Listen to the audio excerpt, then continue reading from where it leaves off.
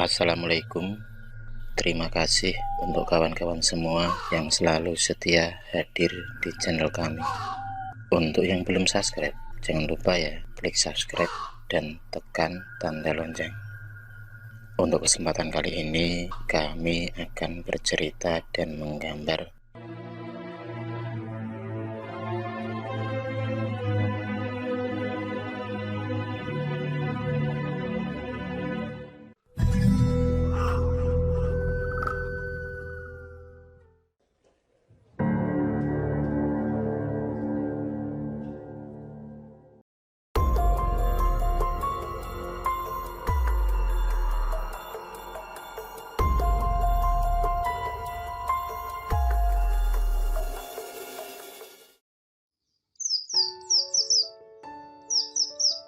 Minggu pagi.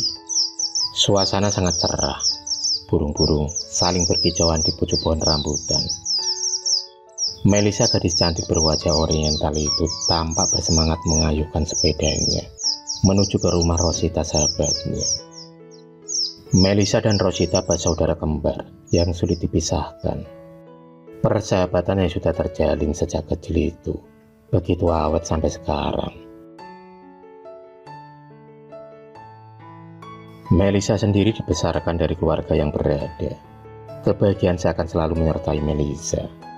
Keluarga Melisa sudah sangat mengenal kepribadian Rosita sebagai sahabat anaknya. Bahkan Rosita juga sering menginap di rumah Melisa.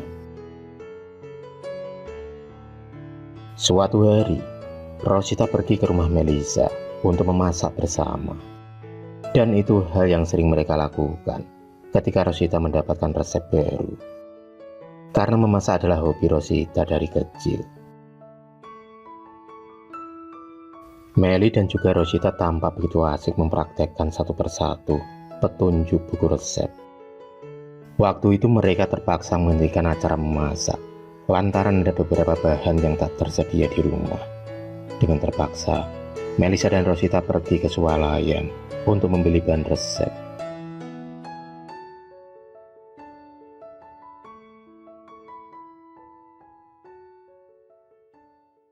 Mereka sudah pergi dari rumah kurang lebih 1 jam lamanya. Ketika sampai di rumah, Melisa melihat 2 orang keluar tergesa-gesa dari rumahnya. 2 laki-laki yang memakai jaket dan penutup kepala itu mengendarai motor dengan begitu kencang. Jantung Melisa semakin berdetak kencang saat pintu rumahnya terbuka lebar dan perabotan yang berantakan. Dipanggilnya ibunya berkali-kali, tapi tetap tak ada sahutan dari dalam. Tubuh Melisa seakan tak bisa digerakkan. Air matanya meluncur deras di pipi putihnya ketika mendapati ibunya yang bersimbah darah. Seluruh tubuhnya penuh dengan luka. Segera dia kemudian menelpon ambulan dan melarikannya untuk ke rumah sakit. Tapi naas, ibu Melisa tak bisa ditolong lagi lantaran kehabisan darah yang sangat banyak. Melisa sendiri tak menyangka kematian ibunya yang begitu tragis. 2 bulan pun berlalu. Meski kejadian memilukan itu sudah cukup lama terjadi, tapi Melisa tak bisa melupakannya begitu saja. Apalagi polisi dan tim penyidik masih sering riwa-riwi di rumahnya guna menuntaskan masalah pembunuhan tersebut. Pagi itu Melisa ditemani ibu tirinya, yang tak lain adalah Rosita, sahabatnya sendiri. Rosita telah sah menjadi ibu tirinya 1 minggu yang lalu. Entah kenapa tiba-tiba saja ayah Melisa melamar Rosita untuk menjadi istri barunya. Dan lamaran itu pun diterima oleh Rosita, padahal jarak umur mereka yang begitu jauh. Entahlah, mungkin mereka sudah berjodoh. Itulah pemikiran yang ada di otak Melisa. Dan Melisa pun harus menerima kenyataan kalau sahabatnya adalah ibu tirinya. 2 minggu pun berlalu. Melisa sering mendapati ayahnya, sering memeluk dan bermesraan di depan matanya. Ayahnya tampak begitu bahagia dengan hadirnya Rosita, tapi tidak untuk Melisa. Dia menyayangkan sikap ayahnya yang begitu cepat melupakan mendiang istrinya. Padahal diketahui, tanah kuburan Ibu Melisa sendiri masih basah. Bahkan, pembunuhannya saja belum terungkap, dan motifnya pun belum juga terungkap. Sikap Rosita semakin hari semakin membuat Melisa benci. Dia tak hanya memotong uang jajannya, tapi dia juga mengatur segalanya. Hingga suatu malam Melisa hanya tinggal berdua dengan Rosita karena ayahnya sedang lembur di kantor. Melisa yang tak bisa tidur malam itu hanya mendengarkan lagu-lagu dan bermain-main HP.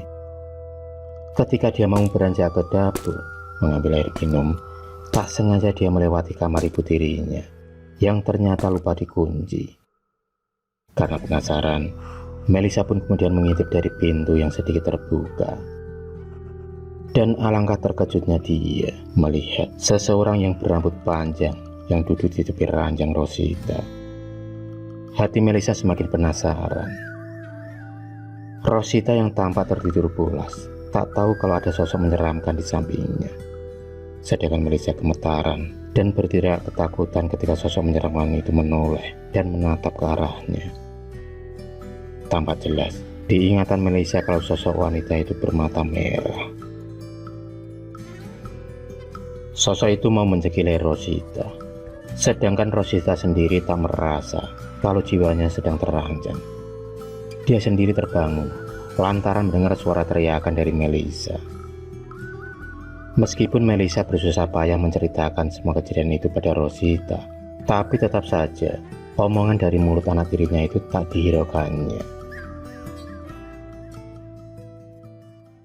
Semenjak kepergian ibunya, Melisa menjadi pemurung. Bayangan tentang Rosita yang kini menjadi ibu tirinya malah berbanding terbalik dengan kenyataan yang ada. Dia terus memeluk foto almarhumah ibunya sambil mencurahkan segala isi di hatinya. Di saat itu pula angin berembus lembut, menyebabkan rambut Melisa. Samar-samar terdengar suara yang memanggil. Suara itu membuat bulu kudunya merinding. Di ruangan yang berbeda, tubuh Rosita dan ayah Melisa tampak kejang-kejang di atas tempat tidur. Mereka terus meminta ampun, lantaran ada sosok arwah menyeramkan yang mengganggu tidur mereka. Tampak jelas, Rosita kesakitan ketika kakinya diseret dan dibenturkan ke tembok. Sedangkan suaminya tak bisa berbuat apa-apa, karena tubuhnya sendiri ditindih oleh wanita bermuka rata itu. Sekuat tenaga Rosita mencoba bangkit, tapi ternyata energinya tak sekuat makhluk berambut panjang tersebut. Ayah Melisa tak henti-hentinya meminta maaf, tapi siksaan hantu itu seolah tak akan mau mengampuninya. Sosok hantu berambut panjang itu terbang ke sana kemari sambil tertawa cekik-cekikan. Teror makhluk menyeramkan tersebut berhenti setelah Melisa mendobrak pintu kamar ayahnya. Mereka menangis pengaruh dari teror yang begitu menakutkan. Keesokan harinya, Melisa mendapatkan telepon dari kantor kepolisian untuk melakukan penyelidikan lebih lanjut. Polisi mengatakan kalau mereka menemukan kejanggalan-kejanggalan yang aneh dalam kasus ibunya itu. Itu terbukti saat pihak kepolisian berhasil meringkus dua preman bayaran yang mengakhiri hidup ibu Melisa. Dari penyelidikan mereka mengaku telah disuruh seorang laki-laki dan wanita. Laki-laki itu tak lain adalah ayahnya sendiri, dan wanita itu adalah Rosita.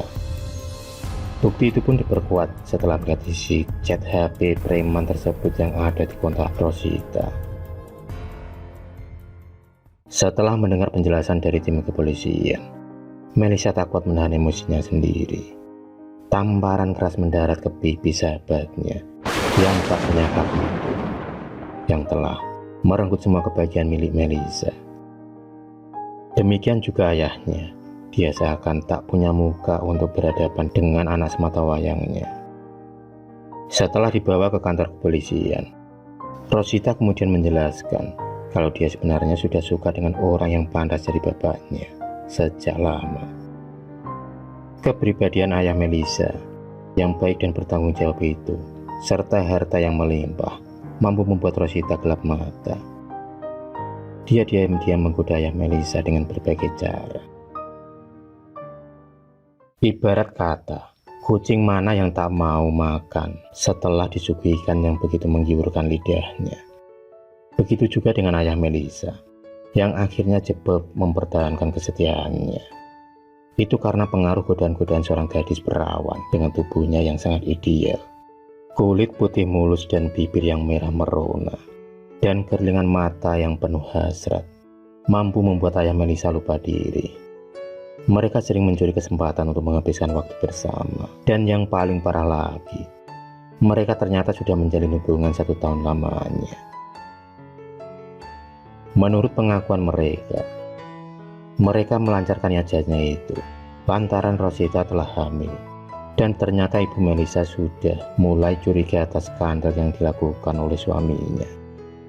Mereka akhirnya menyewa pembunuh bayaran dan mengatur strategi.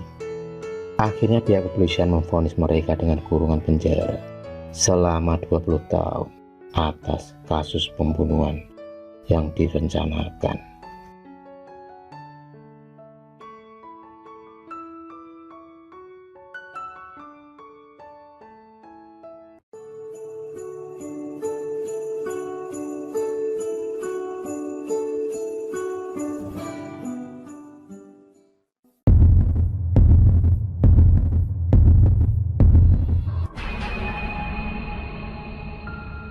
Terima kasih sudah menonton video cerita bergambar ini.